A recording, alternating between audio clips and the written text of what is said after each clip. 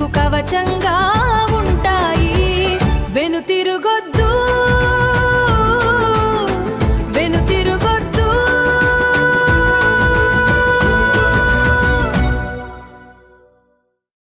Artificial intelligence అంటే AI. జనరల్గా సాధారణ కంప్యూటర్ ప్రోగ్రాంలు మనం ఇచ్చిన ఆదేశాలను మాత్రమే పాటిస్తాయి. కానీ ఆర్టిఫిషియల్ ఇంటెలిజెన్స్ అంటే సరళంగా చెప్పాలంటే యంత్రాలకు ఇచ్చే తెలివితేటలు. ఏఐ అనేది మనిషి ప్రమేయం లేకుండా సొంతంగా ఆలోచించడం, నేర్చుకోవడం మరియు నిర్ణయాలు తీసుకోవడం చేస్తుంది. దీనికి ఏఐకి సాధనం ఏంటంటే చాట్ జీపీటీ లాంటివి, గూగుల్ జెమినీ లాంటివి, ఇలా ఎన్నో ఉన్నాయి. ఎగ్జాంపుల్, చాట్ జీపీటీ అనేది ఒక లార్జ్ లాంగ్వేజ్ మోడల్. ఇది మనం అడిగే ప్రశ్నలకు మనుషుల తరహాలో సమాధానాలు ఇస్తూ ఉంటుంది. అంటే ఎదురు మనిషితో మనం మాట్లాడినప్పుడు క్వశ్చన్ ఆన్సర్ ఎలా ఉంటుందో అదే విధంగా ఉంటుంది. దీని ద్వారా ఇంకేంటి, రచనలు, వ్యాసాలు, ఈమెయిల్స్, కథలు మరియు కవితలు రాయడానికి కూడా ఇది ఉపయోగపడుతుంది. అంతేకాకుండా క్లిష్టమైన విషయాలను కూడా సులభంగా అర్థం చేసుకోవడానికి విద్యార్థులకు ఎలా అయితే వాళ్ళ మైండ్కి ఎక్కుతుందో ఆ విధంగా తయారు చేసి ఇస్తుంది. దానివల్ల వాళ్ళు ఈజీగా నేర్చుకుంటారు. ఇకపోతే ప్రోగ్రామింగ్ భాషలో తప్పులను సరిదిద్దడమే కాకుండా కొత్త కోడ్ రాసి డెవలపర్లకు ఇది సహాయపడుతుంది. కోడింగ్ రూపంలో ఇది సహాయం కూడా చేస్తుంది. ఇంకేంటి ముఖ్యాంశం, మనిషికి మెదడు ఎలాగో యంత్రాలకు ఏఐ అలా పనిచేస్తుంది. ఇది కేవలం సమాచారాన్ని దాచుకోవడమే కాకుండా ఆ సమాచారాన్ని విశ్లేషించి కొత్త విషయాలను గ్రహిస్తుంది. ఏఐ ఎలా పనిచేస్తుందంటే దీనిలో 2 రకాలు ఉంటాయి. ఒకటి మెషిన్ లెర్నింగ్ అని, సెకండ్ న్యూరల్ నెట్వర్క్స్ అని. మెషిన్ లెర్నింగ్ అంటే యంత్రాలకు వేల కొద్ది ఉదాహరణలను చూపించడం ద్వారా, వాటికి శిక్షణ ఇవ్వడం ద్వారా అది ఏదైనా ఫోటోలను గుర్తించాలంటే దానికి మనం వేల ఫోటోలు చూపించినప్పుడు తద్వారా ఆ ఫోటోల ప్రకారం అదే లక్షణాలను నేర్చుకొని ఎవరైనా అడిగినప్పుడు దానికి ఆ విషయం చెప్పడం అనేది జరుగుతూ ఉంటుంది. Second, neural networks. మన మెదడులో నాడులు ఎలాగైతే పనిచేస్తాయో అలాగే కంప్యూటర్లలో కృత్రిమ నాడులను సృష్టించి సమాచారాన్ని ప్రాసెస్ చేస్తారు. దానివల్ల అది అడిగినవన్నీ చెప్తూ ఉంటుంది. ఈ ఏఐలో రకాలు ఎన్ని అంటే దీంట్లో 3 ఉంటాయి. ఒకటి నారో ఏఐ. ఇది ఒకే పనిలో నిష్ణాతురాలై ఉంటుంది. మనం ప్రస్తుతం వాడుతున్న సిరి కానీ, గూగుల్ అసిస్టెంట్ కానీ, చెస్ ఆడే కంప్యూటర్లు కానీ దీనికి ఉదాహరణలు. సెకండ్ వచ్చేసి జనరల్ ఏఐ. ఇది మనిషి చేసే ఏ పనినైనా చేయగల మేధస్సు కలిగి ఉంది. ఇది ఇంకా రిలీజ్ కాలేదు, ప్రజెంట్ పరిశోధన దశలో మాత్రమే ఉంది. Second super AI. మనిషి తెలివితేటల కంటే ఎన్నో రెట్లు శక్తివంతమైనది. ఇది భవిష్యత్తులో రావచ్చని దీనిపై శాస్త్రవేత్తలు దాని మీద ఇంకా తర్జన భర్జనలో ఉన్నారు.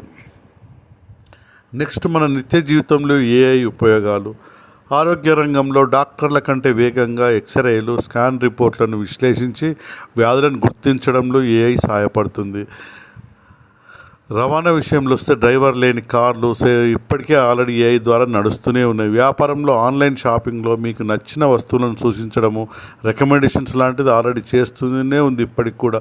వ్యవసాయం, పంటలకు ఎంత నీరు కావాలి, ఎక్కడ పురుగులు పట్టాయి వంటి విషయాలను డ్రోన్ల ద్వారా చూస్తూ ఇప్పటికీ అది అడ్వాన్స్ పొజిషన్లో ఉంది.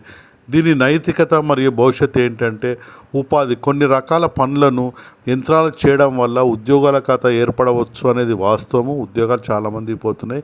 కానీ ఏఐ విభాగంలో కొత్త ఉద్యోగాలు కూడా పుట్టుకొస్తాయి. ఎందుకంటే ఏఐని తయారు చేసి దీన్ని క్లూస్ అన్ని ఇచ్చి తయారు చేసేవాడు మనిషే కనుక అక్కడ కొన్ని చోట్ల ఉద్యోగాలు పోయినంత మాత్రాన ఇక్కడ కొత్త ఉద్యోగాలు పుట్టుకొని రావడం అనేది వాస్తవము.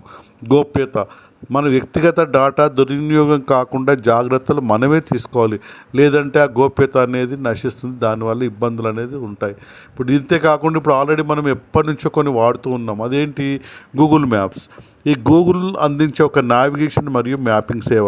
మనం ఒక చోటు నుండి మరో కొత్త చోటుకి వెళ్ళడానికి దిక్సూచిలా పనిచేస్తుంది. మీరు ఒక అడ్రస్ టైప్ చేయగానే ఏ దారిలో ట్రాఫిక్ తక్కువగా ఉంటుంది, ఏ దారిలో త్వరగా చేరుకోవచ్చు అనేది మనం ఇప్పటివరకు వాడుతున్నది ఏంటంటే అది ఏఐ విశ్లేషించి చెప్తుంది. అది ఏఐ.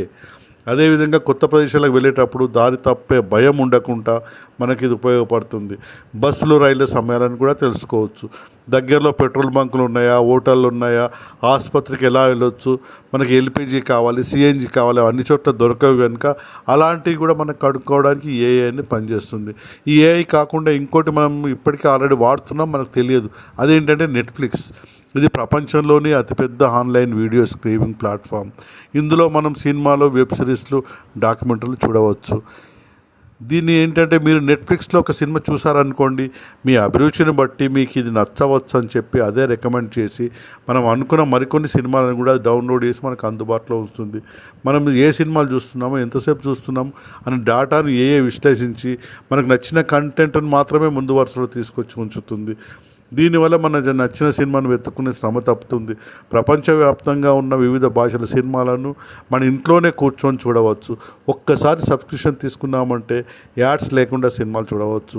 మనం రోజు వాడే గూగుల్ మ్యాప్స్ మనకు సరైన దారిని చూపించడానికి ఏఐ వాడుతుంది.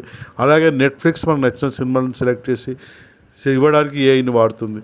అంటే మనకు తెలియకుండానే మనం ఉదయం నుండి రాత్రి వరకు ఏఐ సాయం పొందుతూనే ఉన్నాము. ఏఐ అనేది ఒక శక్తివంతమైన ఆయుధం వంటిది. దానిని మానవాళి ప్రయోజనాల కోసం బాధ్యతాయుతంగా వాడినప్పుడే అద్భుతమైన ఫలితాలు వస్తాయి. ఏఐ యొక్క టెక్నాలజీ మాత్రమే కాదు, మన జీవితాల్లో ఒక స్నేహితుడిలాగా ఉంటుంది, స్నేహితులాగా మారిపోయింది. అది లేకుంటే మనం క్షణం కూడా ఉండలేము అనే పొజిషన్కి మనం వచ్చాము. My dear friends, all the best. ఏదేమైనా ఏఐ, ఏ టెక్నాలజీ వచ్చినా దాన్ని తయారు చేసిన వాడు మానవుడే. మానవుని మించిన మేధాశక్తి దీనిలో ఉండదు.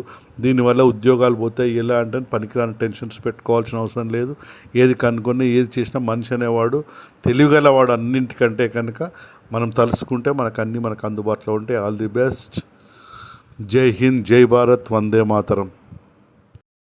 అనుకుంటే కానిది ఏమున్నది, నీ ధైర్యంతో ముందుకు వెళ్ళు. నీవు ఎక్కడ ఉన్నా నీ నీడలాగా తండ్రి ప్రేమ నీకు రక్షణగా, నా మంచితనం నీకు కవచంగా ఉంటాయి. వెనుతిరుగొద్దు, వెనుతిరుగొద్దు. అనుకుంటే కానిది ఏమున్నది, నీ ధైర్యంతో ముందుకు వెళ్ళు. నీవు ఎక్కడ ఉన్నా నీ నీడలాగా తండ్రి ప్రేమ నీకు రక్షణగా, నా మంచితనం నీకు కవచంగా